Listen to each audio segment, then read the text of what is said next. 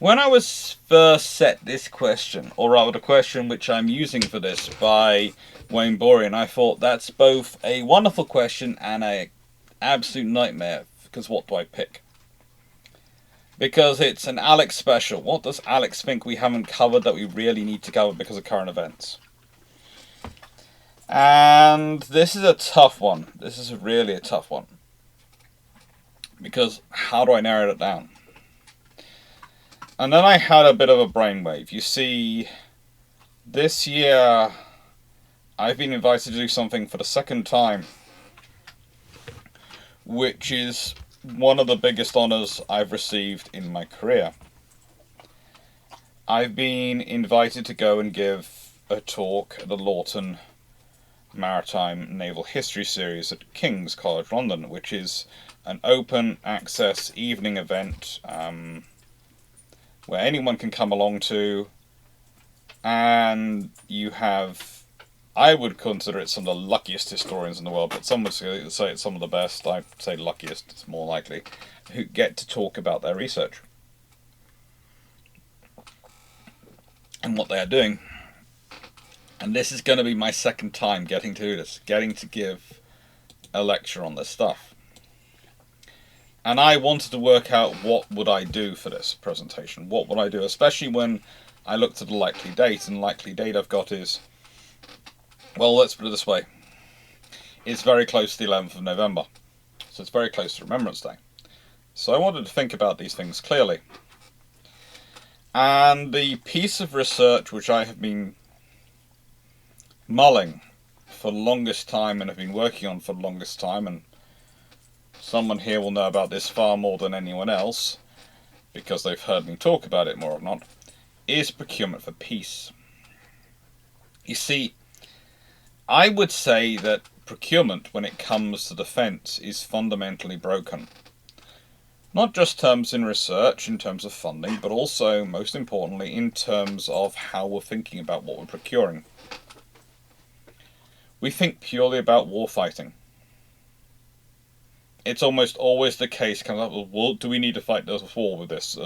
How's it going to fight in that war? And yes, that does factor in hugely. And please note, that's the first thing I'm going to say before I get into this topic.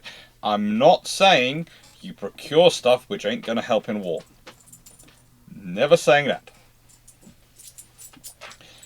But part of your procurement strategy, in terms of capabilities you're procuring in the things you actually buy and in the quantity,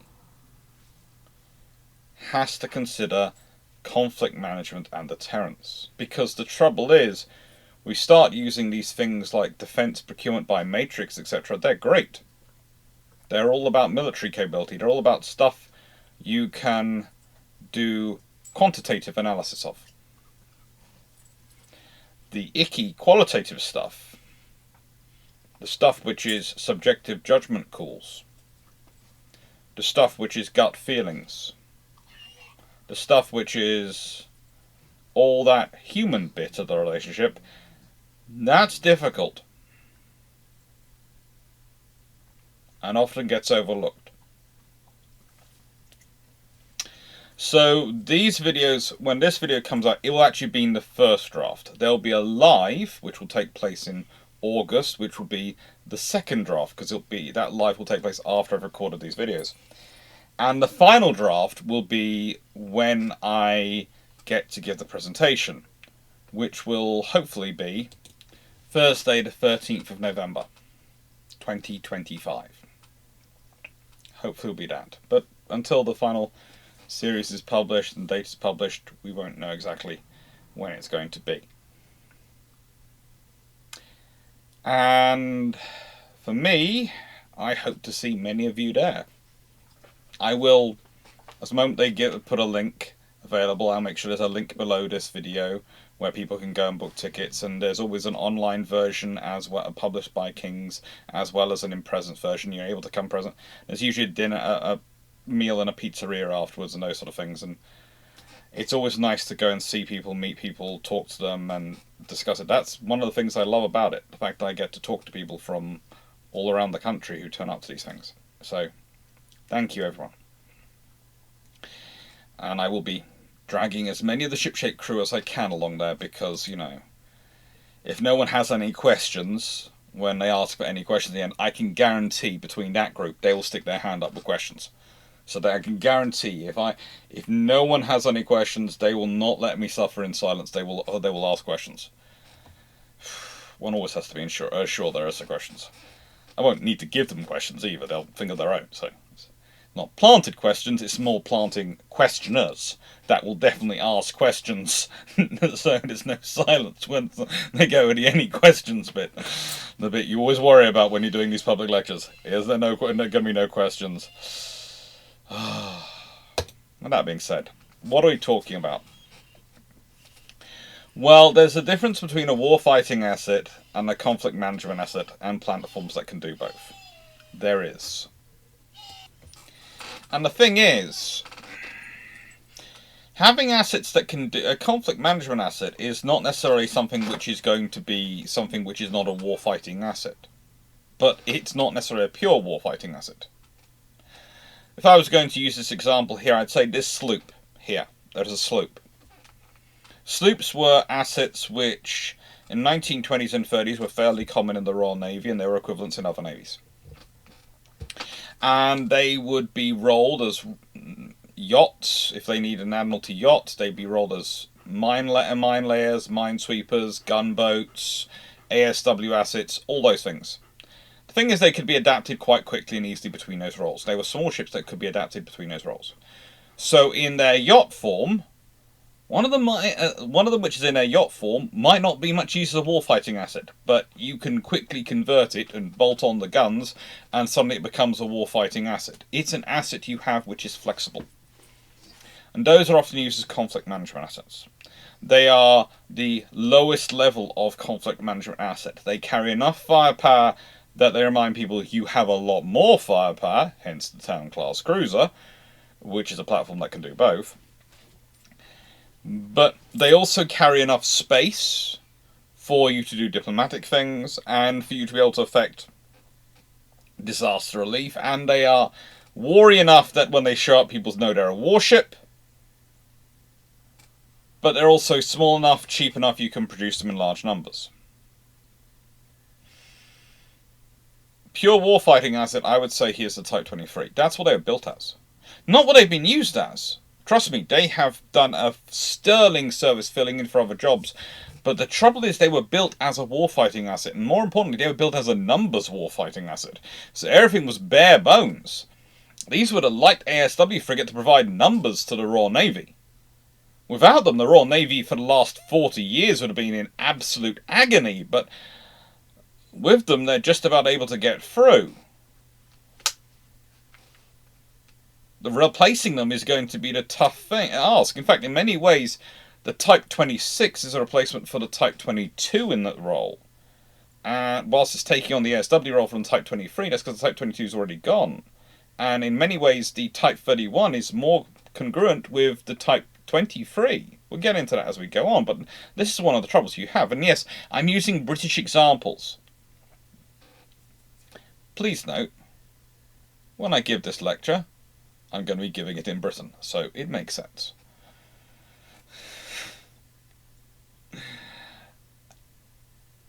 And then you've got the Town class cruiser. Now the thing is, why do they only have 12 guns, not 15? On the weight, the British could get in a fifth turret. They could, others did, within the weight limits. Especially once you're getting onto the later towns and how big they're getting. So why? Why only 4 turrets? Because honestly, that gets in the way of it being able to do its other tools and its other duties. You see, the 5th turret adds marginally onto the combat power of the ship overall when you consider how it affects the other 4 turrets and what else you need to do for it. It adds on marginally over the existing 4 turrets. But it detracts massively from the flexibility of space and other capabilities you have there to give an impression, to do the conflict management role. And conflict management is about presence, it's about persistence, it's about knowing what's going on and who's doing it and how they're doing it. It's a curious mix between intelligence, information, and visibility. Intelligence is usually an invisible asset. What you know about what's going on, because the moment you reveal you know what's going on, you also might be revealing your methodology of how you're finding out what's going on, which can get you into trouble or cut off that supply of information. You don't want to do that. Information can be what the other people are telling you what they want to things going on. You can compare it with intelligence, and it's what you're getting from public sources, open sources of information, and it's what you also might be hearing through your presence, through your discussions, through the fact your crews are visiting areas. And visibility. It's amazing how much visibility can have an effect on conflict management and on risk management. Because, let's put it this way. Let's say the world, in terms of when we consider nation states, we should really consider something like organised crime. The thing is, organised crime is always doing a risk versus reward analysis. What is worthwhile them getting involved in? What is worthwhile them doing something? I'm not saying nation states are constantly on the lookout for being, or taking money off people, or are taxation is theft or anything like that. But like organised crime, they need to think about the risk. Now, organised crime, for the presence they have to worry about, it's the police, it's cameras, it's security guards. Is it worthwhile performing this very small crime in a scenario where you're going to get caught by the police there or by the cameras? Do you go into the shop and try and do some fiddling with the scales when there are cameras watching the scales which will see what you're doing and provide a very easy prosecution? No, it's not worth the risk. The thing is, with nation states, there are only interests. There is no police force, there is no security cameras. I know the media like to believe they are the security cameras, but they're really not. They are really, really not.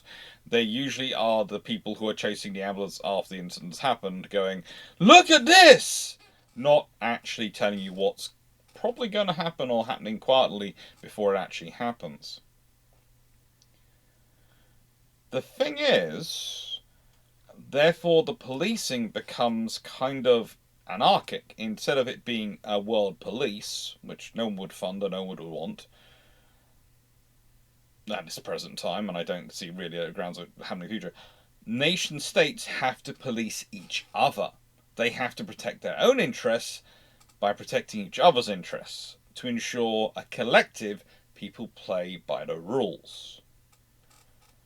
And this is what a lot of these ships, in terms of conflict management ships, are about. They are symbols of the big warfighting assets you can bring. Sometimes they are bigger symbols of what could really come a thumping around if you really push it. But more importantly, they are independent assets which don't need basing rights, don't need any of those things, but can turn up, wander around and go, "Hello, we're paying attention. We're part of this area. We're part of this community." In that regards, rather than considering them necessarily police or world police force, consider it like if you belong to a fighting club, or one of those, a gym or a judo sort of, grouping, etc. And you always have both the teacher, the master, wandering around correcting people, but usually they have assistants who are other students, but they are further along in their education, and they are wandering around to keep an eye on things. Now, at certain points, they might end up fighting you while you're training. You might end up fighting someone, sparring with someone who's better than you to learn from them. But also at other times, they are going to be acting as the tutor, acting as the separator when things go too far in other matches. And this is the reality. Nation states cannot really be relied to police themselves. Because if you rely on nation states to police themselves, that means you're relying on them to police themselves in a fight with you, as well as another nation state. So you're not going to do it. There is no outside organisation to police them. I know the United Nations has a lot of window dressing that it's supposed to be this, but it only works out when there is collective acceptance of it working out and collective enforcement of it. It is merely a symbology of the system rather than the system itself. It only works when all the other nations do some of the presence themselves. And realistically, this was how Britain, especially as a maritime empire, became the size it did and exercised the power it did. Even when it was starting to rely not on industrial might purely of Britain alone, but of the services might of Britain and the, for some of its informal power. There's always the thing of how much money, when we look about the rise of Germany or Italy or America even, how much of the money came from British banks. And how much of it is still owned by British banks is always an interesting question when you get into it. But the thing is, informal power, soft power is great, but it doesn't give you the same metrics as hard power, and certainly doesn't, and neither of them on their own add up to smart power when it comes to conflict management and trying to prevent conflicts happening. There are options, but you need both, and having presence on the ground at a low level often allows you to deal with problems when they are small. It's kind of like, again, with healthcare. Think about conflict, think about risk as, if we can tackle this early when it is small and a minor issue, it is far easier, far cheaper, far quicker to solve than if it's become a major issue. And conflict management doesn't erase all conflicts. It doesn't. I wish it did, but it really doesn't. You see, you can't stop all wars from breaking out. Sometimes people are just going to focus on that way. Sometimes people have just got into that tunnel vision lock and there's no other path they're going to go. That does not mean you failed. That means that, honestly, the conflict management tools never had a chance. But the trouble is for conflict management and conventional deterrence as a discipline and as an area of study, is that when it fails, there is a massive war and everyone knows it's failed. When it succeeds, no one takes any notice because no one sees anything. And that is the really big problem in selling its success and its value. Because when it succeeds, it's, wow! What are you talking about? No, there was never a risk of anything happening. You're just being stupid. No, just being stupid. There was no problem. No problem at all. When it fails, what were you doing? Pontificating around as always? But the thing is, once wars start, they have their own energy, their own life, and nothing is ever truly infallible, so you can never be sure exactly of what the result's going to be. Exactly of what's going to be lost, what's going to be won. You can't be sure of those things. So honestly, especially as a power trying to maintain stability, because stability is better for the global economy and for every nation's economy, therefore, you want to try and prevent wars happening. And I'm sorry to say, but disarming, and especially unilaterally disarming, but even trying to get everyone to disarm, is just not going to work. And the problem, realistically, is that this lesson, this idea of preventing wars, became less and less important in the context post-World War II because of the nature of the world. Because the world was such a dichotomy. The Cold War powers split everything in two. You're either one side or the other side. And it was all very simple. And There was nuclear deterrence, because that's how you deterred conflict between the two big sides. And L deterrence became about strategic deterrence, not conventional deterrence. Everything became strategic deterrence. And it's always interesting when you start talking to students, etc., and you go, well, there's also conventional deterrence. And they look at you and go, but it's just strategic deterrence. No. It wouldn't be called strategic deterrence if there wasn't conventional deterrence. It would just be deterrence.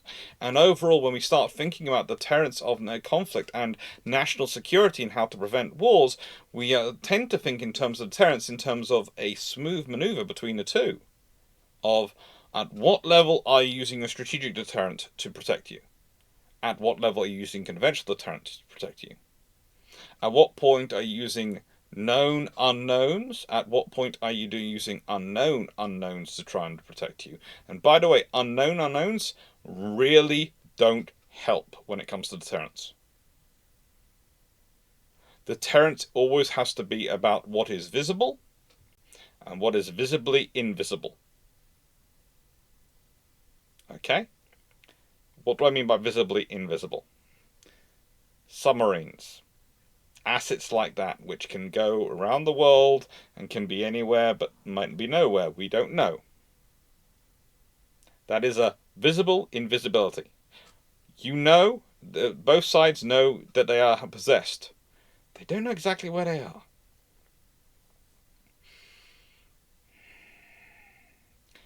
Now, these things are all useful, but the trouble is with submarines is they are very useful for trying to prevent conflict at a certain level once it's reached a certain level of threshold. When you need to jump up and escalate things to the point at which, look, you really don't want to get involved in this because in the nicest way, you ain't got anything that can match my sub fleet, and there's a sub already there. But if you don't want to have to say that out loud, and you don't want to have to trail your sub on the surface, revealing its location, then realistically, a submarine is not a good tool of deterrence in conventional terms. You need a surface ship. And what you usually wanted to do is go and make a nice port visit to their next door neighbour. You might visit them as well, but that depends on the circumstance. If there's a faction which is niggling for conflict, but not the government, you go and do a nice visit with one of your ships. You go and sit there. You make sure it's a proud-looking vessel. You send something like a town-class cruiser. Go along, you hold a massive dinner, you make sure there's a lot of press, a lot of discussion of it, about its capabilities, its weapons, everything. And all done in the nicest possible way over canapes and nice beef Wellington. It's about presence, and it's about magnifying that presence. If it's the government, you go to their next door neighbour, who may or may not be friends with them. But the thing is, you're visiting their next door neighbour. You're holding a massive party with them. Suddenly they've both got the thing of, A, if there's any trouble between the two of you, you might side with their neighbour. And more importantly, are they now going to be sure that your neighbour isn't going to side with them? With you when you attack, if they attack you. It all gets fun, and there's lots of different positions you have to imagine yourself in, but it works because you're producing known unknowns into the equation. And as a rule, when you're planning for conflict, you want to reduce the number of unknown variables down to the minimal to give you the best chance of success. Deterrence is often about increasing the level of unknowns in the scenario for that nation, so that it then becomes a case of when they're looking at it and they're worrying about it and thinking about it, they go, well, perhaps it's better to go the diplomatic route and try diplomacy to resolve this issue than military power, because we honestly don't know. Now, the trouble is, this is all very difficult to define in simple quantitative mathematical analysis. It's a qualitative judgment. It's psychology, to an extent. There's also the problem that if you're dealing with someone, specifically like the Kaiser Wilhelm or Hitler, and you are not sending absolutely clear messages, you're trying to be too subtle in your messaging, you do not have much of a chance of them actually noticing. And even if they do notice your message, they might well delude themselves into your message not being what it means it's going to be. So at a certain point, sometimes you have to shoot through all the nuanced framing and phraseology events and just speak bluntly and go, you do this, we'll be at war. Don't do it. Again, that is a judgment call. And you don't want to be saying that from a position of weakness, because it's just going to make you look more ineffectual. You don't want to be saying that from a position of not being involved in the area, because it's going to make you just look like you're pontificating. This is where presence matters. This is where ships, like small vessels that are able to provide presence, matter. And you might have noticed I didn't talk at the beginning about the River class OPV here. That's because whilst they are considered to extent to be successors to sloops, they really aren't. This is an asset which can also do warfighting, but is primarily used as a conflict management tool. It's mainly in wartime used for second role operations, for providing ASW escort, for providing a convoy escort, those sort of things. Not for primary warfighting, but it's capable in that role. This is not. This is a maritime security asset. It is an excellent maritime security asset, I will say. But it is not a warfighting asset. Not even with rapid conversion is it that level in its own time period. And this is one of the troubles, because sometimes people procure this and think they're getting this, and they're not. And you still need this. You very much need patrol boats. You very much need them for the maritime security taskings, because honestly, if you're going to be dealing with fishing boats and other issues, which those things are very cheap, cheerful, can ram themselves into you, and the cost to you if you're using something, let's say, of the level of this, or even especially the town class cruiser, is going to be far more for you to fix it than it is for if it's this. Basically, maritime security assets are assets which are used for dealing with the issues you get on the road, kind of like traffic police. Usually you'd have these sort of assets in support of them, further back. This is more the asset you deploy forward around the world as your presence, where you're not going to be doing necessarily the maritime security duty, more the maritime presence and occasionally supporting allies in their maritime security duties. There is a difference. It's subtle. I don't mean this in any way to be taken as rude about the River class. It's not.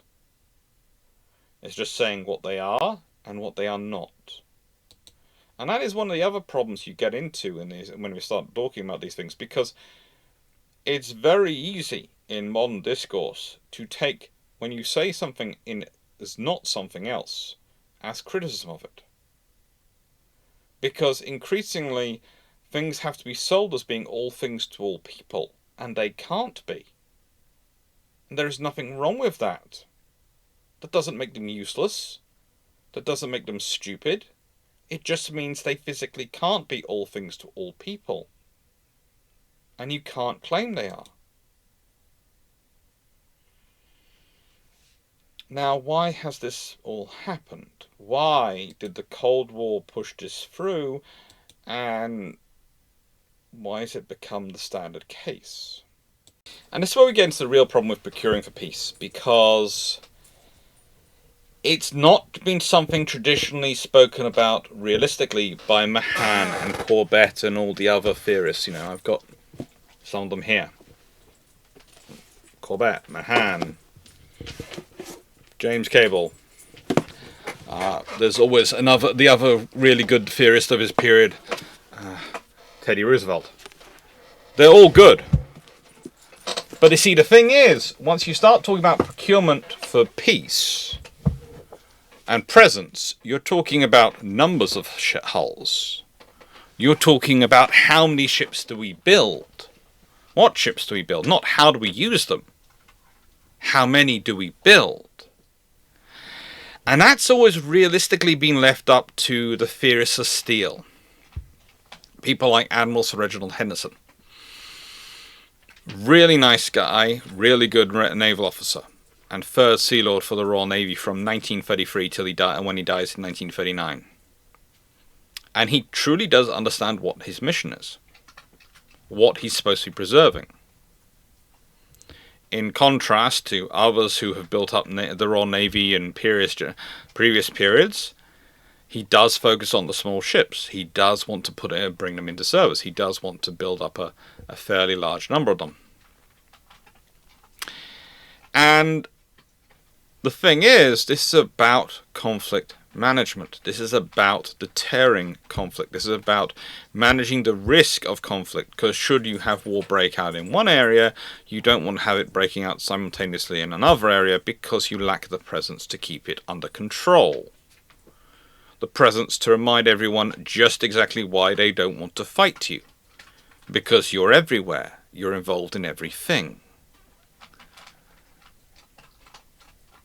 Rather, everywhere that is of interest to you, and everything that is of interest to you, you are involved in, and visibly involved in. Visibly connected to. Visibly there. Now, the thing is, though, this means that the people who argued for this often argued in behind closed doors. They often argued with Treasury officials. They often argued with government ministers. They were arguing about how many ships do we build, which is a messy, grubby fight. It always is. And the thing is, you're always being asked for hard numbers. Hard numbers. How many do you need? Well, how can I think about how many taskings? Technically, if I was going off the current Royal Navy list of taskings, which the Royal Navy should be theoretically doing in its peacetime configuration, before you even have training for fleet operations, putting together the carrier battle group, all those things, we technically need 24 escorts. Why can I say that? Well, because we're operating on a basis of 3-to-1 for peacetime, for deployment. One deployed there on site, doing the job it's supposed to be doing. One training up or in refit. One returning or going out. That's what normally you have roughly going on. Normally what you have as taking place. You'll have 3 ships. And then you need the ships on top of that, which are training and prepping for their warfighting mission. Because whilst all ships are going to keep to a certain level of capability and certain level of warfighting capability, when you're doing the presence mission, you're often going to be doing it as a solo ship and not getting that much practice working together. So you need a core of warships, which are very experienced working together, to provide people with the necessary experience in it when they get transferred around ships, so that when they get together, they can do it seamlessly. That's what you need. So you need to start working these things through, these different missions, these different operations. But the problem is, you could turn around to that same person saying that and go, well, we've had a ship there for 15 years, there's been no conflict for 15 years. I don't think we needed a ship there because there's been no conflict for 15 years. And the thing is, that's not technically wrong, because they can say there's been no conflict for 15 years, do we need a ship there? And they turn around, they take the ship away. Maybe it's gap for 6 months. There's no risk, no conflict breaks out yet. Okay, it's fine, we don't need to go back. 2 years down the road, there's a massive war. Oh, well, why do you let us remove the ship? No. Now the ship which is doing this mission will have to go and do that mission as well at the same time, because, you know, we cut those ships. We didn't replace them.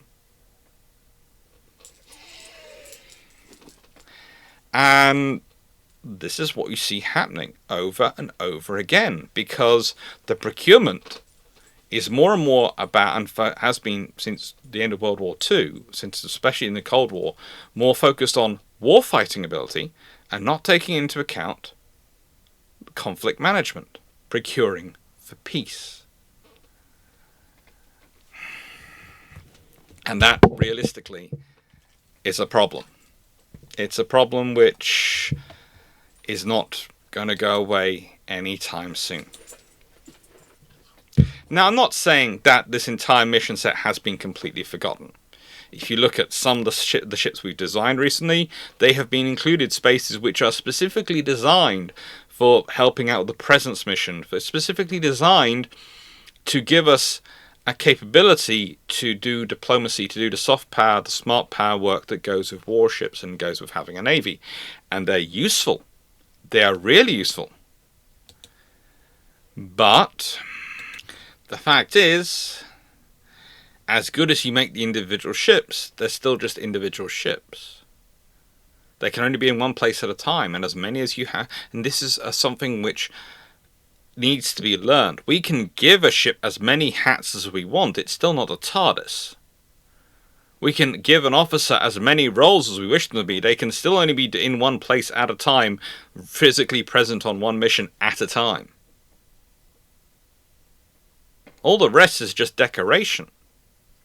It's not sensible. It's grandstanding, so we can claim we have these capabilities when we don't. And then when things go wrong, it gives us people to blame who were realistically never set up to succeed in the first place. That being said, though, shameless book plug time. So what's a shameless book plug? A shameless book plug is where I say thank you for liking, sharing, subscribing, supporting the channel and helping it grow. This year the target is 20,000 subscribers by Christmas. Who knows if we'll get there, but thank you for all your support, and it's fun. It is fun. You might notice this video is a bit different from normal videos. It's much more me sort of trying to channel my presentation style. I'm not suited or booted, which I will be for the final presentation when I'm at Lawton. And it is not the final one. This video is very much recorded and put together from bits of my first draft, where I had first put together, or rather will have first put together, the video, first put together sort of the PowerPoint, the presentation. I'm going through the first set of notes. And it's kind of interesting to do it that way, because if people watch this, and then if they if they watch the live, which will be the second draft of it, and then they'll get to see how it grows with practice, how you develop these things and how they develop. And you refine the notes and you refine everything as it goes through. And this is a topic I've been looking at for potentially a book for a long, long time. But it's also the kind of book which, to quote a very experienced publisher, who I first mooted it to, is the book you publish when you're at book 10, not when you're at book 2 or book 3. It's the book you publish when your name sells books, not the topic. Or rather, your name sells books as well as the topic, so that people will buy it because you've written it to an extent and go, oh, it must be interesting because this is Dr. Alex Clarke again. It must be a good book. It must be something worthwhile, interesting. And then when they read it, then it generates its own buzz, then it starts selling, because it's something so different from being a pure history book. It's an interesting idea to consider. But the thing about videos is I produce a lot of them, so hopefully this works. And after this, we're now going to go into case studies. Now, normally, what I do with my topics when I'm doing a presentation like this, I'll start off by discussing all the theory, and then I'll work through case studies for the second half. Because case studies are always the easiest thing, if necessary, to add to or cut, depending on the timing. So if I'm running long, I cut a case study out. If I'm running short, I have a backup case study to add in. This video will have all the case studies in it. We'll have all of them.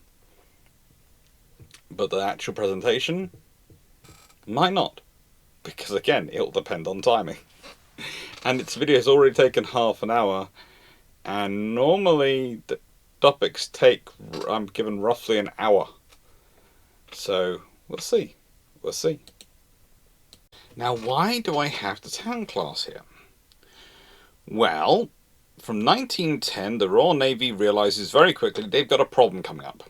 Getting rid of a lot of the ships they have, some of the older ships, has mean they've got gaps appearing in their force structure. Yes, they've got some of the smaller vessels, but the thing is, you're never going to be able to build enough battle cruisers to take on all the senior roles, and so you need that middling ranking vessel for the presence mission, for the conflict management. When I explain this, normally I go, imagine that the sloop, the vessel wandering around, doing the presence, doing the sort of the gunboat duties of saying a hello on a regular basis, just appearing, is, broadly speaking, the Bobby on the beat. They are the policemen doing a walking patrol, they are the cameras, they are the regular stuff that you just sort of fade into the background, but they are there as a constant presence. They are a constant. Pretty much the cruisers are fit in level as being the area car in UK parlance. But basically imagine them as being something which has slightly more firepower. Still quite visible, quite regular appearances. But they are going to concentrate on the bigger sites, going to concentrate on the more at-risk areas. But they're basically there to go, yeah, that's my little mate. I have a regular patrol, but if I turn up in a certain place after my little friend's been here, that means you've done something bad. Or if you start causing my little friend trouble, I turn up. And I show that we are really interested in what's going on. Really, really interested. And the thing is, if you consider when the town class are being launched, this is after the Invincibles, Indefatigables, and even the Lions. The Invincibles have all been built. The battle cruisers. The Indefatigables are under construction, the Lions are under construction, and the cost is going up. So the idea that the battle cruisers were going to replace the armoured cruisers in terms of being the big present ship, one for one, has certainly been lost. And that's a case of, okay, well maybe the battle cruisers are going to be a flagship presence in these areas. So that means we are going to need something in between. We're going to need something filling the gap between these ships and these ones, because we aren't going to have enough hulls. Because those hulls can only be in one place at a time. And the towns really are this. They really are the example of this. They are designed and built to be churned out in numbers. There's that joke in World War I that at certain points the Royal Navy actually forgets how many town class cruisers they have, or rather where they all are. They have roughly 21 of them built for the Royal Navy and Royal Australian Navy. And there are other cruisers that serve the Royal Navy. There are. And they are useful cruise vessels. You know, after you have the towns, you have the aerofusers, and then you have the seas, and you have this general churning out of cruisers. This general churning out of these vessels to fulfill these roles. And they are capable in it. But the point is, they are built at the price point where you can build enough of them to provide the numbers.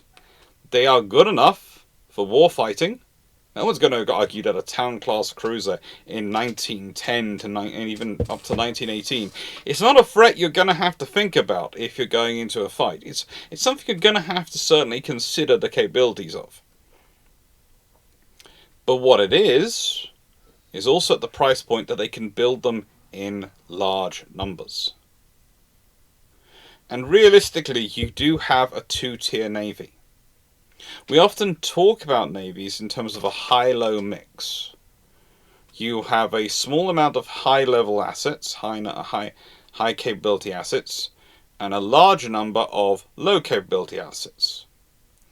What that misses out is the fact that you often actually also need a mid-tier mix. So you need a high, mid, low. And you need a balance of these forces. And approximately about a quarter of your force will be high tier. A quarter will be mid, and half will be low in terms of numbers of vessels. That's realistically what you're aiming for if you're aiming for a presence and a capability to do conflict management.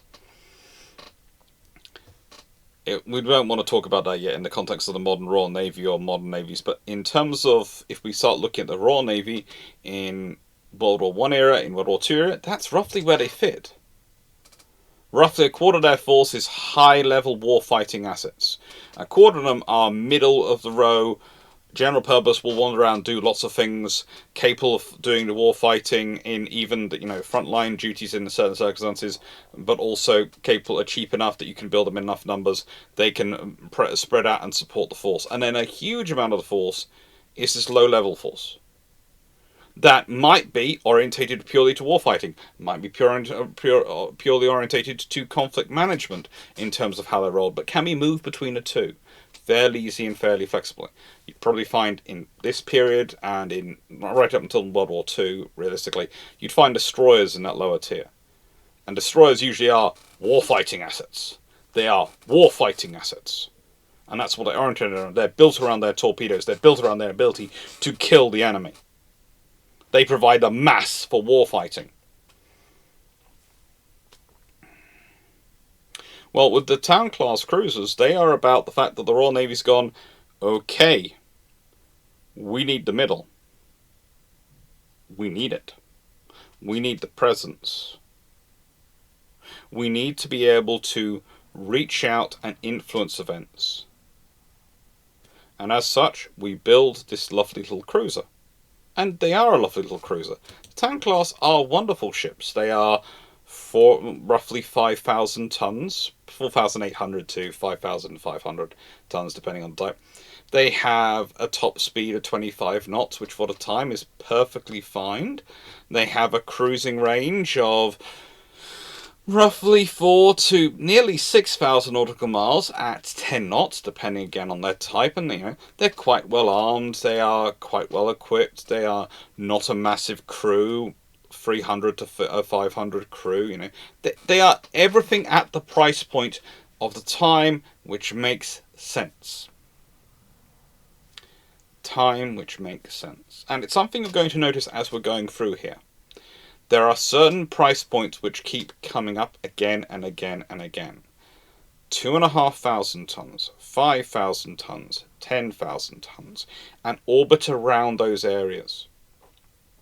And you'll keep hearing them coming up as we're talking through, because the thing is, the realities of geography don't change. The realities of space, to be able to accommodate the things you need to do.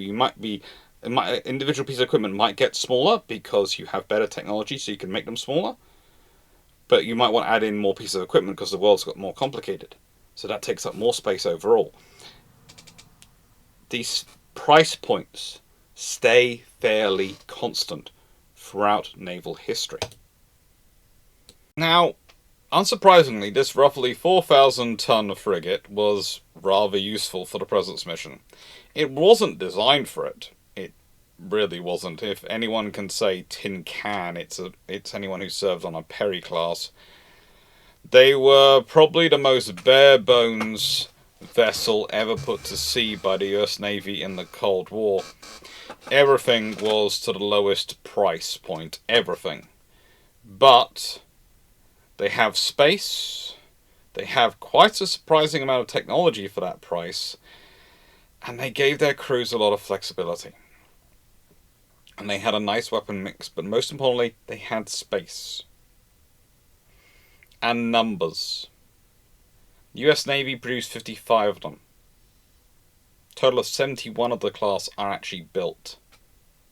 71. And today there are some still active, some still in service. And they're useful. They're still useful to this day because they were a good, solid design. And rather like the Town class, rather like other vessels we're going to be talking about, they are a good, solid design. They're capable of providing the Navy with options. Okay, they're at the lower end of providing the Navy with options, but they can provide the Navy with options. You can adapt them. You can use them. And when you don't want to send a Burke, an Arleigh Burke, because that's too much power for making the point, you could send a Perry. And that would make the point. Because no one really looked at a Perry and went, you know what, that's America's premier warfighting asset. That's what we have to... No, they looked at it and went, yeah, that's the escort for their premier warfighting assets. That's their entry level. It coming to us is either a calculated insult of we don't need to bring anything bigger because you're just not worth our time, or it's saying you're not worth our time yet, but just remember where this one can go, the other things can certainly get here. And that was the really interesting thing, when you consider that when the Perrys are in service, there are also the Spruances and Knoxes, there are all sorts of classes knocking around in the US Navy. They are such a large Navy, yet still the Perrys keep being used. Because they sit at that perfect point. They are useful enough that you can use them in wartime. They are cheap and mass producible enough that you can risk them in peacetime when you need to do conflict management. It's a heady mix. It really is. And for the US, which really didn't have lower vessels, they sort of had the Coast Guard do that role, and they have certain other assets to fill that present mission, but usually they rely on their allies. There's this whole idea that the 1,000-ship Navy concept was new when it came to... It wasn't. Basically, US Navy always provided what would be historically considered the light cruiser up level of the alliance structures and the present structures. And other nations provided the constant presence. And that works as long as they are able to integrate and work to that standard. It works as long as the US is able to balance its forces, that it's able to work to standard, and it's willing to do so. Because then the US is taking on that role. That's when people start using the phrase of the world policeman. Well, yes, to an extent you are, because you've taken on the response of being the presence asset, of being the visibility asset, and the area car response. Not the local one, not the bobbies on the beat, but you are the response car.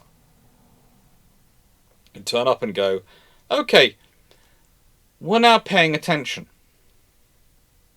The trouble for America is that taking on that role solo is expensive, and it puts all the pressure on you. And this is the thing, when Britain was the primary navy in the world, like when they were building a Town class, Britain wasn't alone. Britain had France, Britain had Italy, Britain had Germany, Japan, America, Russia. All sorts of powers, for good or for ill, were getting involved, and were also doing it. This is again something which has come out of the Cold War. And the end of the Cold War, and the peace dividend especially, the idea that everything could be left to one nation. The idea that others didn't have to buy into this system because one nation would pay for it all. That works until it doesn't. That works until they see the bill and go, are you sure we should be paying for all this? Are you sure? And it's real easy for someone of my background to point it out, because Britain is a nation which looked at the bill and went, no, we don't feel like paying it anymore. And we'd actually started converting from empire to a commonwealth back in the 1890s. We started that process. And we were starting to build up the local navies. So they would take on the President's mission, they would take on the forward mission, and everyone worked together as a collective and spread the costs and resources out, and the infrastructure to support it all out, rather than it all being a burden on Britain. All the cost going from one nation, all the profits being split up. The thing is, this is the problem with nuclear weapons, because people look at them as a deterrent and they think, oh, well, do we need this because we've got those? And the question always has to be, at what point are you willing to implement the use of nuclear weapons? At what point are you willing to bring them on the table? If you're not willing to bring them on until your own territory is threatened or until the opponent starts using them themselves, then they're not really good for a conventional deterrent, are they? They're kind of like a sledgehammer. If you have a sledgehammer, and you go around, well, yeah, if you hit me with your sledgehammer, or hit my friends with a sledgehammer, or hit me in a tool, then I'll use my sledgehammer on you. But otherwise, I'm not going to use my sledgehammer. It's sort of a case of, okay, so you'll go straight to the sledgehammer? What about a little 16-ounce hammer? What about just punching someone? What about talking with them? There are all these options below that. But you've not given yourself those options because you've gone straight to, I've got the sledgehammer. Yeah, you've got the sledgehammer. You can crack eggs anytime you want. But that doesn't really help if you're in a situation which requires a screwdriver. Or doesn't require you smashing down a wall, does it? If you don't want to do those things, then a sledgehammer, as great as it is really not the tool for the job. It's the same with nukes. Now, sloops, in the 1920s and 30s, they were the real capability when it came to this. You might have gunboats patrolling up and down the Yangtze River, you might have other little vessels wandering around, but realistically, the Flower-class sloops of World War I and the sloops built in the 1920s and 30s were wandering around the world for most of that period, basically being the Royal Navy's forward presence. The Royal Navy's ability to go, yes, we can see what's going on. They were filling all sorts of different jobs. Sometimes they were at the high end of warfighting, being the elite ASW warfare capabilities, as the Black Swans were famously fitted out as, and as they pretty much served throughout World War II as. Like the Flamingo up there. Sometimes they were different. Sometimes they were very different. Wellington here is pictured as a Grimsby-class sloop, and she currently serves as a headquarters ship, not for the Royal Navy, for one of the guilds in London. And she's a lovely vessel.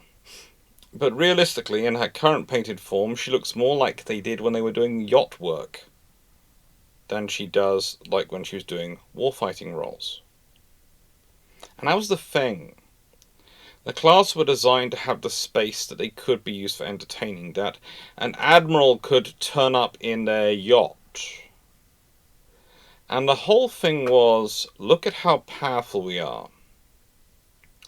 Our officers not only have a flagship they can wander around in, they have a yacht. Do you really want to fight them? Do you?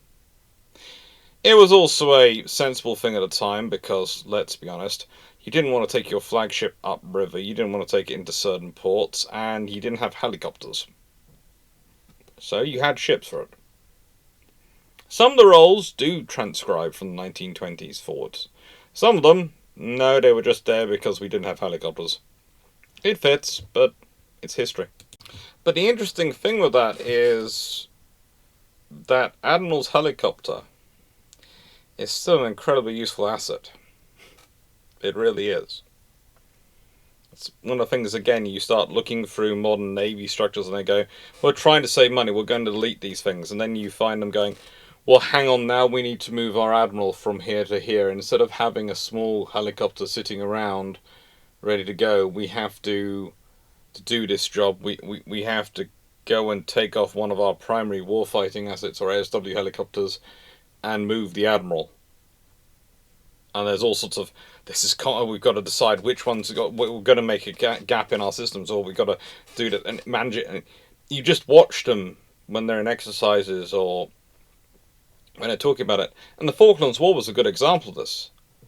Down there, Michael Clapp, Sandy Woodward, and any of the task group commanders, none of them had a duty helicopter assigned, despite the fact that that was actually supposed to be part of their loadouts, part of their formation. And whenever they wanted to move around, it caused disruptions, massive ones. And the thing is, they did need to move around. They did need to go visit other ships. They did need to go and have meetings. They did need to go talk to each other face to face. And whilst we can point out to modern communication systems and go, oh yes, well, we can share this data without needing to do it as much. You still need to do it. It still has to happen. And so, yeah, these ships were useful. They were vital. They were presence assets. The other thing you could do with their scalability armament is you could outfit them as a minesweeper. You could outfit them as a mine layer. And when they turned up to do a presence mission, everyone could take a look at their loadout and think, hang on, what would happen if they did lay 20, 30 mines off our coast? What would happen if there were 20 to 30 mines in that space? What happens if we do need to call a minesweeper? That's what turns up. And, of course, ASW assets. They were the system which was being used to develop the Royal Navy's ASW doctrine, anti-submarine warfare capability. And again, they're at the tight end of that because they are powerful enough to be able to carry the ASDIC, carry all the systems you need, anywhere you need to take them in the world. But they're also small enough that killing them is not really going to be satisfying to the submarine. And they weigh in at about 1,000 tons. They're really down the low end of the system of having a vessel which can wander around the world. 1,000 tons.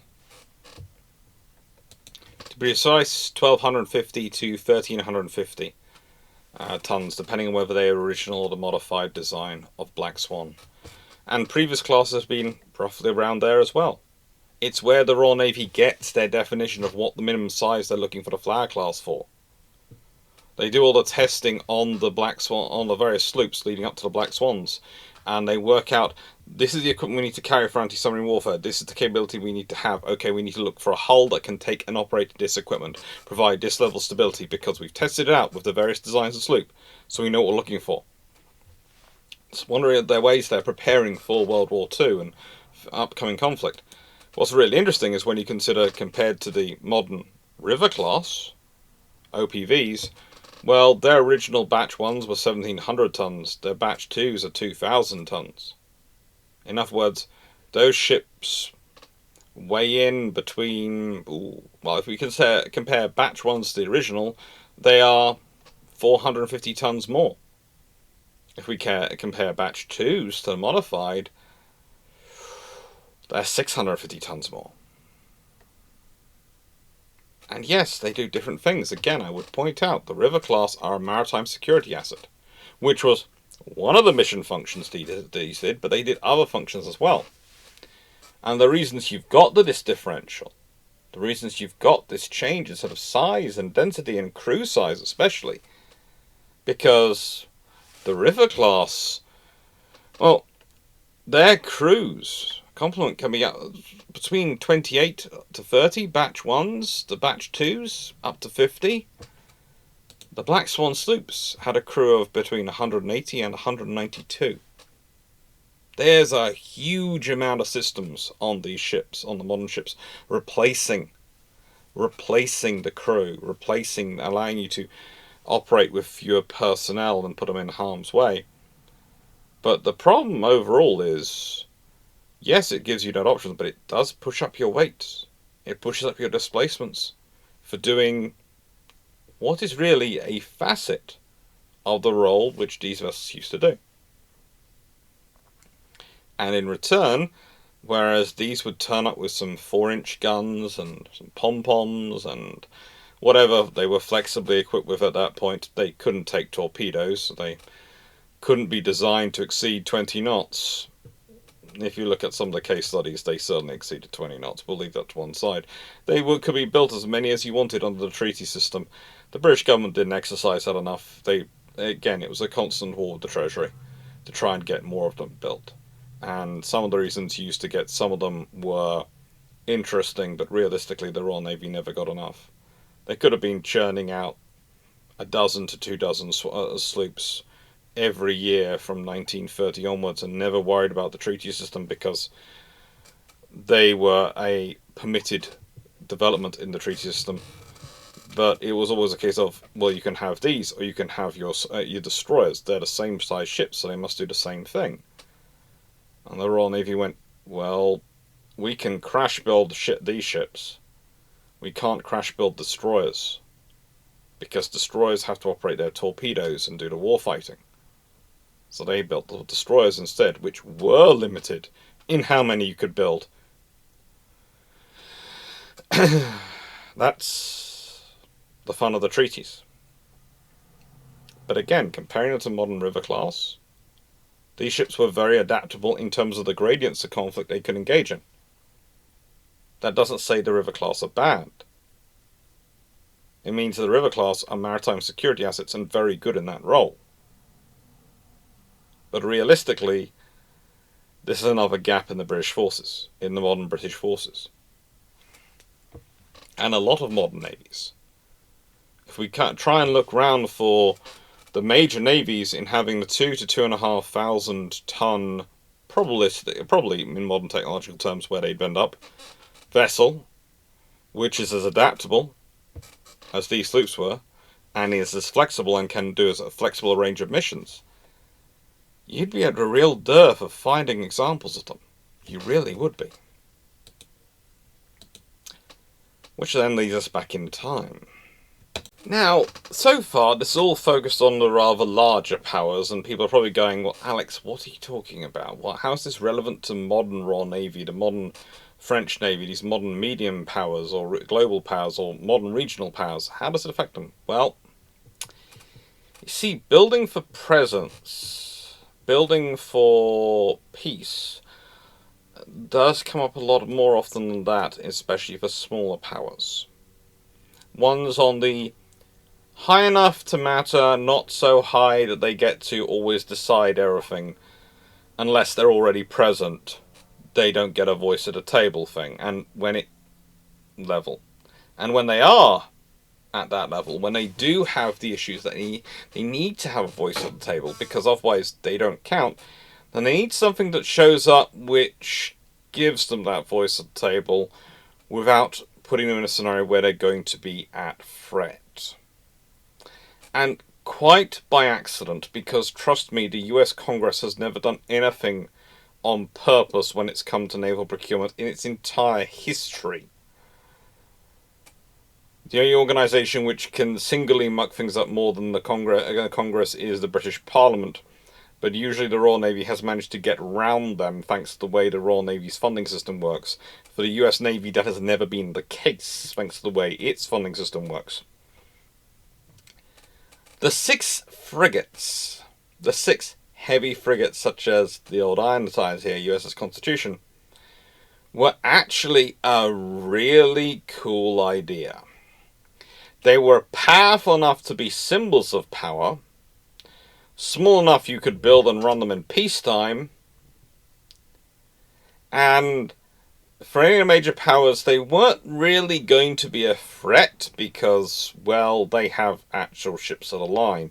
And I know there are people who try and claim, well, these ships had ship of the line timbers, and they don't. They're a frigate. They are a frigate. There is a very good reason why every time there's actually a 2-decker or higher ship of the line anywhere nearby, they decide they'd rather be elsewhere. And it's very sensible. Because the difference in firepower between a third-rate ship of the line and these frigates is something these frigates do not want to be involved in. Doesn't matter what their thickness of timbers may or may not be. Doesn't matter what they're considered. They don't want to be anywhere near a ship that can fire down straight into their decks from above. They just don't want to be there.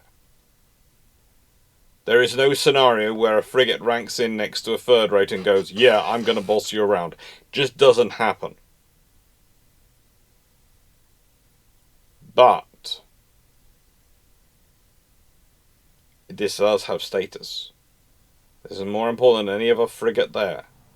And they can afford to do that because, let's be honest, for the Royal Navy, or the French Navy, which are ordering frigates at this point, by the, oh, we're ordering another dozen. Yes, oh good, so am I.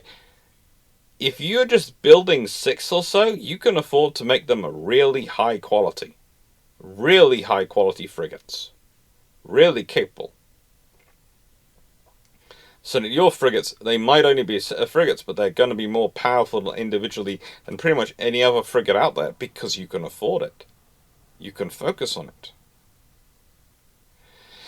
And that's what the US does. They make enough vessels that they can generate enough force, enough presence, enough capability, and they have the status. And now anyone who's going to get involved with America, or try and cause some trouble, knows they have to bring a ship of the line. They have to bring something higher up that scale in order to be able to guarantee they can win if they run into these things. If they don't, then they have trouble. And that's what was found early in the War of 1812. The American frigates could body most of their British counterparts.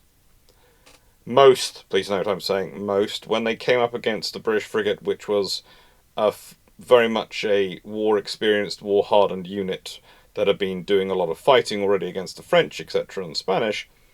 They tended to have more of an issue. An experienced crew, most of the American crews weren't as experienced. But whenever they saw a third rate or anything else, they just went, okay, we're not in this. And that's on the US government because they hadn't built first rates or second rates or third rates or any ships of the line.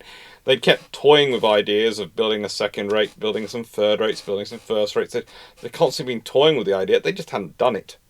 The one they had actually built, they'd given to the French. Because they didn't want to pay for the upkeep. So these things are there as a capability. They're there as a presence. And then when you deploy them, you have the status of, oh look, that's the largest frigate in this harbour. It's a nice looking ship. This is called impact presence and impact visibility. It's a methodology which is often used by smaller PATs. If you cannot afford to be constantly present in areas which are critical, when you do go through those areas, you want to be highly visible. You want to make it seem like you are the only game in town. You want to launch everything. You want to make everything look important. You really want a distinctive looking ship in this scenario. There is a reason why, if we go back to the very first page, the very first slide, the Royal Navy's River class keep going back to World War II style camouflage style paint jobs. Now, admittedly, these paint jobs were historically supposed to be able to help the Royal Navy in terms of confusing people trying to do visual targeting at range, i.e. submarines, aircraft, even ships when they're using visual targeting, by breaking up the outline, by making things more difficult to see at long range. And this is always the point, it's at long range. It's when you got things down to about the size of that and you're trying to figure out which way they're going and what their shaping is and how long they are, how fast they are, all these things. But the thing about this, compared to most modern ships which are the same grey, or various shades of grey, this is very striking. And it gets photos taken wherever it goes, and those photos add up to presence. Adds up to a little bit of media manipulation or information warfare if you want to go there, but it adds up to presence and it makes you more visible. It makes you more visible, and that can give you the presence you need in order to go, look, we're here, we're part of the equation, we're part of the situation. You need to think about us in any of your scenarios. If you're going to cause a conflict here, we're going to be part of it.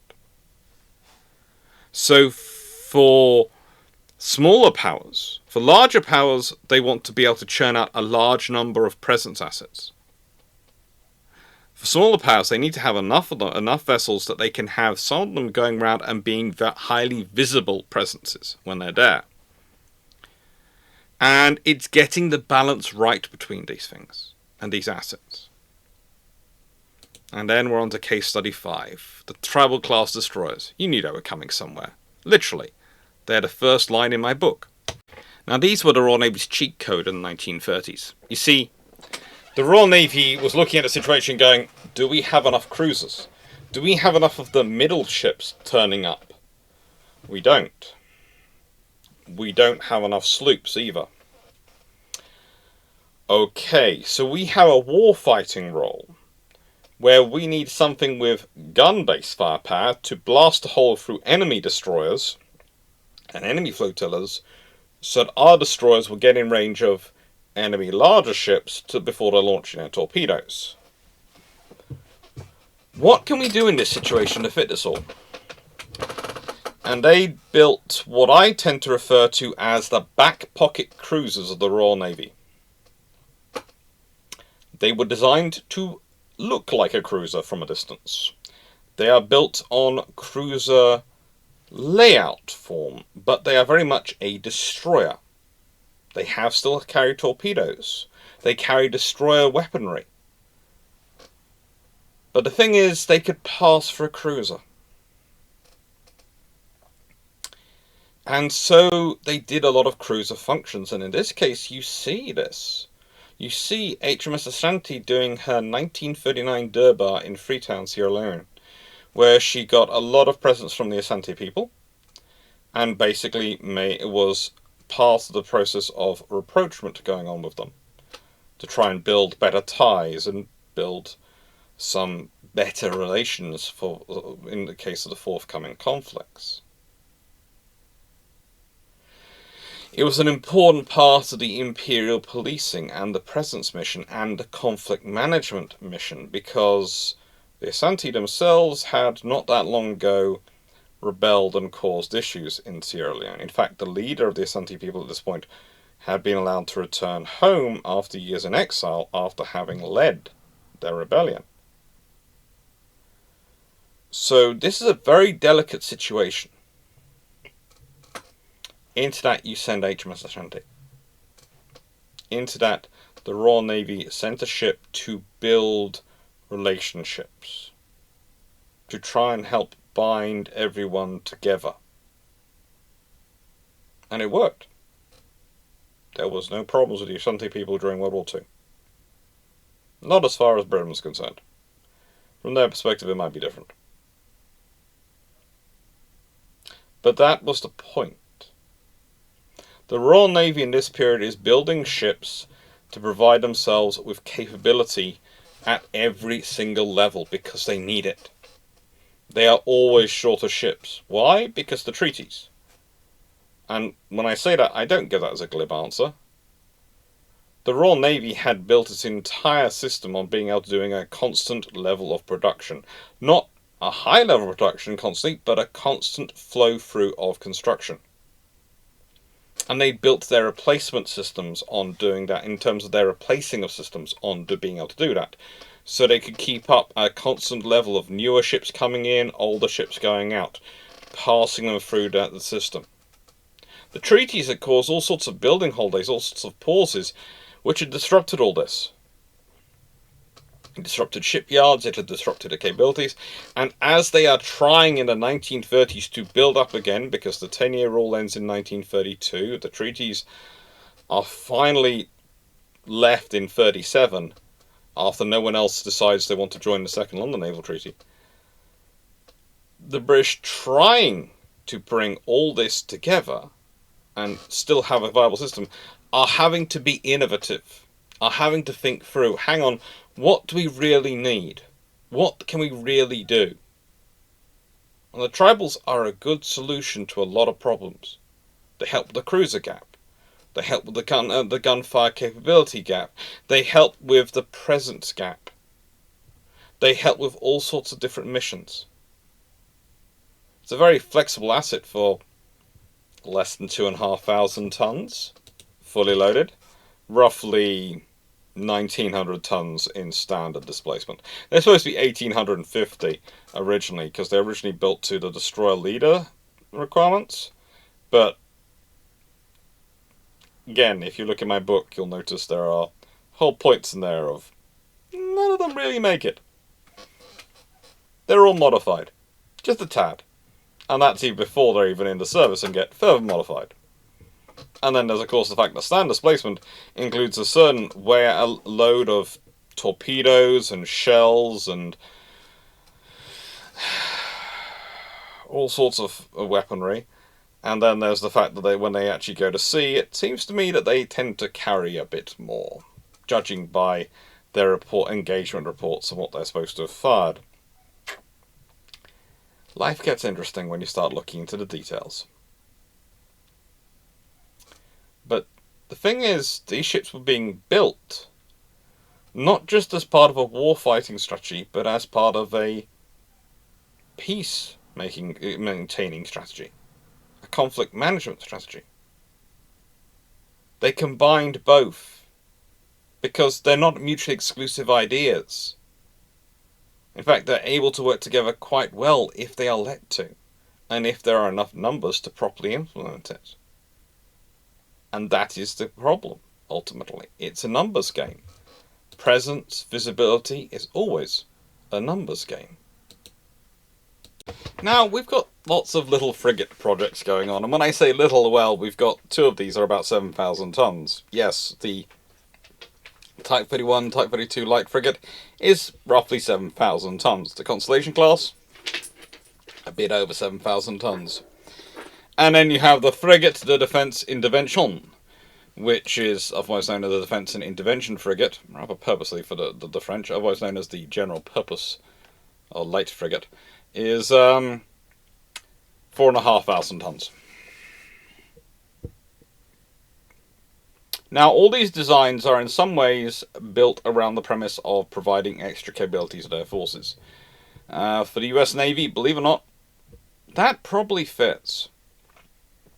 If we consider what they are expecting from the Constellation class versus the Oliver Hazard Perry, if we're considering the fact that of any navy in the world, they tend to hide the most behind the phrase damage control, in terms of when it comes to their crewing, but I honestly think it's because if they start trying to reform crewing standards, they know it will swing from one end to the other. That if they start trying to do anything to do with crewing and numbers of personnel you need to things, some will get in their bright idea to cut them far too short, and it's far worse from a naval operational perspective to have too few crew than too many. It's annoying from a fourth generation perspective to be over-crewing to the extent which you could argue the US Navy perhaps is in light of other navies and what they're doing with their systems. But it's far worse to be under-crewing. It is. And with the way US politics when it goes to defense goes, where you can get any money spent on research and development to go into the private sector, but try and fund the actual armed forces and their operations, and people start getting very, very miserly. This is the thing that's often misunderstood about defense spending in the US and in other Western countries. European and Australia, etc., all these some things. You start looking at countries and the defense spending, and you'll find that there is always a worry about how much money to spend on the forces. When it comes to funding the research and development, though, that can always get the funding. But that's offering the sexy newness, isn't it? But realistically, the Royal Navy does need the Type 31s. They do need the forward presence ships, but in many ways, the Royal Navy's cruisers, or rather, I should say, frigates, are filling the town class cruiser role. That's the thing. They're filling the town class cruiser role. The frigate, the fenced in invention, that is trying to fill that role as well at the bare minimum, the absolute bare minimum. And it's a gorgeous ship. It's a striking ship. One of the things you realise when you look at this is they've gone for a design which is going to be very distinctive, highly visible. Highly visible. It's going to get a lot of attention wherever it goes. Shaping its bow, everything is designed to cause maximum attention to the ships. That's good. That's good. That's the French playing that game, that particular methodology. For the British, in many ways there wasn't any other option than going with a ship the size they've gone with for the Type 31s and 32s. It's the necessity of it also fulfilling, to an extent, a flak frigate role and being able to carry enough missiles and enough guns to be the last line of defence for the aircraft carrier and other ships which are sitting in the back there in a task force meant that with the size of the British fleet overall, you couldn't go for a smaller ship. Not if they were only going to get it 5 vessels. You could start looking at a 4,000, 4,500 to 5,000 ton option if you were started talking about, oh yes, we're going to build a dozen. And we're going to build a dozen more of the next class, and a dozen more. And keep churning out a dozen, so we keep a constant force of roughly 24 of them in service, and we're going to sell off the old batch as soon as we got enough, we're going to start selling off the older ones to allies, sort of thing. There are always options. A good ship on the second-hand market always has options. I mean, that was the original idea behind the light frigates, but now it's get some export orders, and yes, we're going to build this many ships. Realistically, all three navies are suffering from overextension, but that's because whilst there have been reductions in ship numbers and in headcount, there hasn't been a reduction in missions. There's been a lot of double hatting. A lot of double hatting or triple hatting. And it's currently people are talking about Britain's decision to no longer have a frigate forward based in the Gulf. And this is a big thing. But have a look at the past 2 years as to what the frigate based in the Gulf has been up to. How often it's had to go elsewhere to sort out other things. How many hats their commanders have been wearing. And suddenly it starts to look like, oh, well, yeah. This has been coming for a while. Again, the Type 23 frigates have been soldiering on bravely. They really have been. But realistically, that was a class which originally was supposed to have 24 members. They then built, 16. And furthermore, sold 3 to Chile, which are lovely for Chile, but that dropped us down to 13. And now the Royal Navy has 5 left in service. 5. The 3 with the Chileans are still serving. And the thing is, every time you cut down ship numbers, you erode 2 things. 1, your ability to manage conflict and manage risk by being a presence. And 2, your ability to maintain your ships. Because the lower your ship numbers go, the lower your equipment numbers goes, the more when you have an emergency, you have to activate. You have to delay maintenance. You have to delay crew rest. You have to delay all the things you have to do that are necessary to keep a ship in good order have to be delayed so you can rush the ship to that problem, to deal with that mission. I've actually been impressed recently because instead of bending over backwards when the governments in the UK and France and other nations have been demanding of their navies that, oh, we've got this crisis, what can you do? The Navy's gone, we haven't got anything in the cupboard. We cannot rush anything to that. Now, partially that's because they've literally rushed them all out. You don't end up with the sheer amount of ships in maintenance as the Royal Navy currently has, as the French Navy currently have, because they've been just doing nothing. It's because you've run the numbers down so low. Type 45s, again, the Royal Navy asked for 12. They were forced to settle 9, 6 get built, and 3 are cut. 3 are cut based on jam tomorrow. That jam's never arrived. That jam never arrives.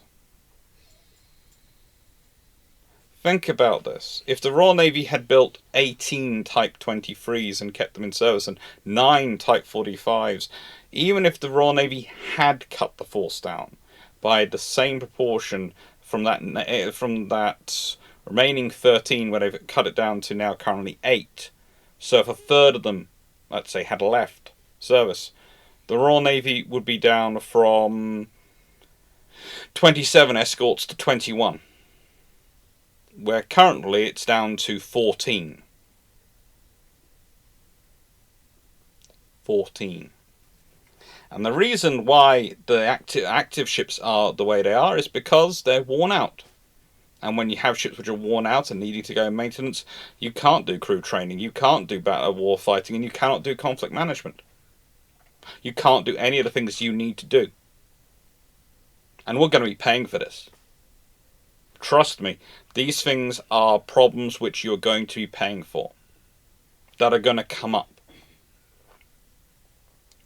And realistically, and Lord, I hate saying this, but the French are the ones who are going their best way to try and find a solution to this.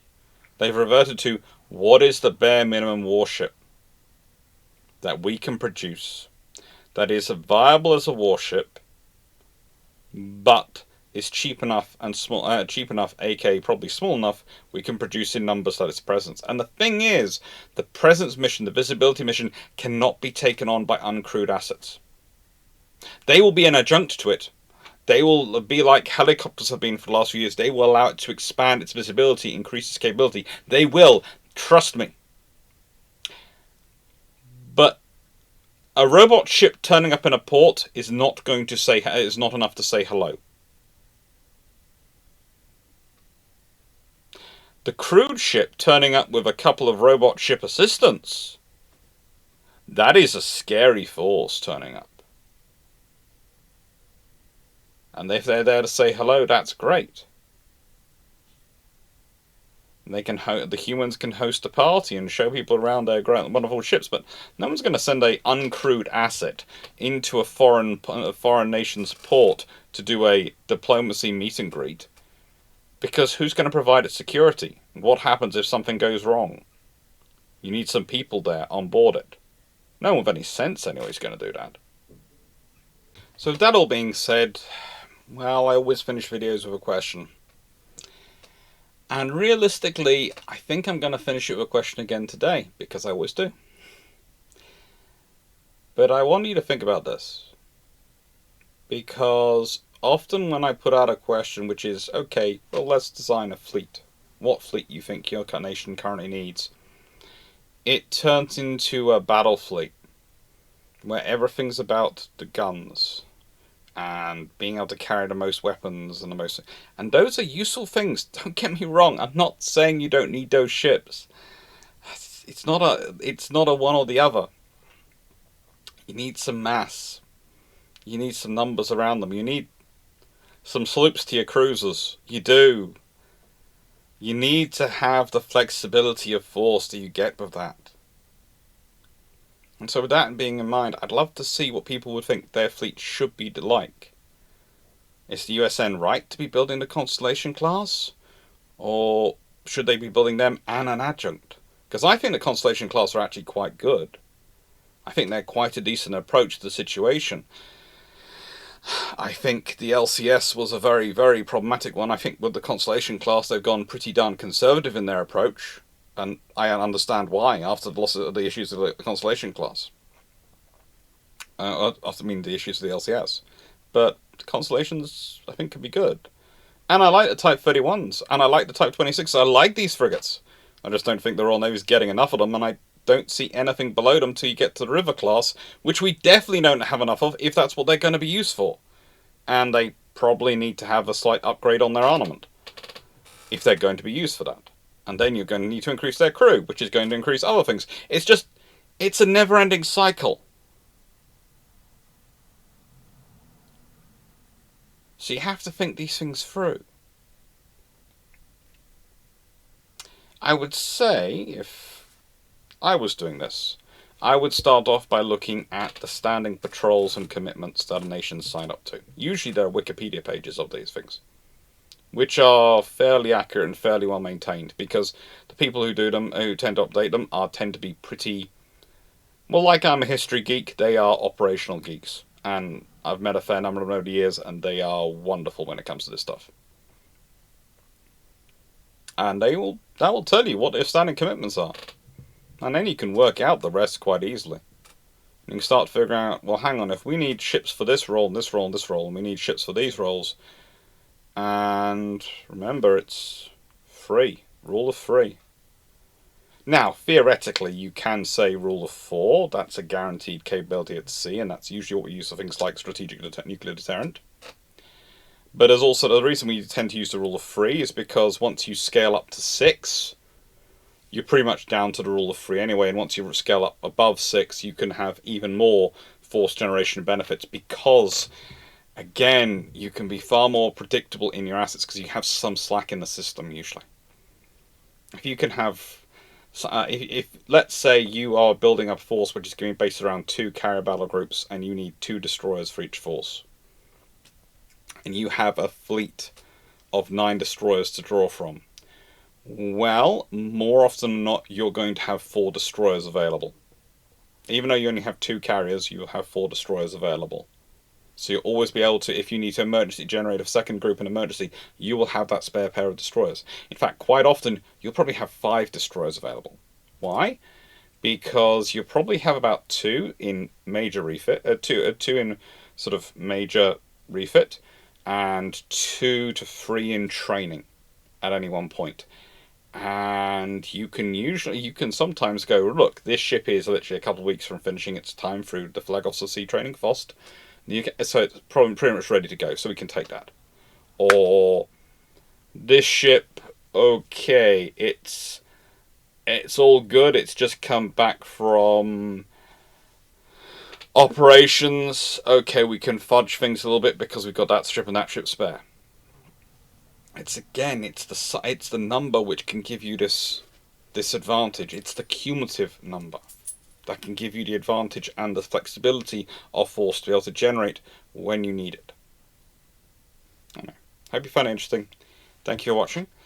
What else have we got coming up? We have, well, I have no idea when this video is going to come out. I do, actually, I know. Because it's going to come out in this week. The week of the 11th of November. And I can tell you that because, well, it's going to come out probably between these. So probably the Saturday between the 4th and 11th of November, because it's the Thursday of this week that I'm giving the talk. So I'm probably going to put this up so it comes out on the Saturday beforehand. Thank you very much for watching. Hope you enjoyed, and take care.